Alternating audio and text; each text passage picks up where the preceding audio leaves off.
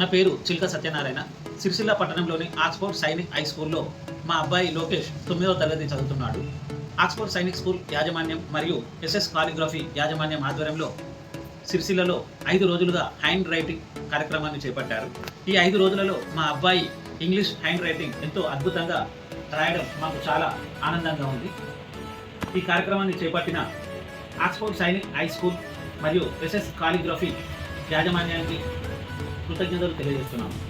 మరియు మా అబ్బాయికి ఎంతో అద్భుతంగా ఇంగ్లీష్ హ్యాండ్ రైటింగ్ నేర్పించిన సాయి శంకర్ టీచర్కు కూడా కృతజ్ఞతలు తెలియజేస్తున్నాము.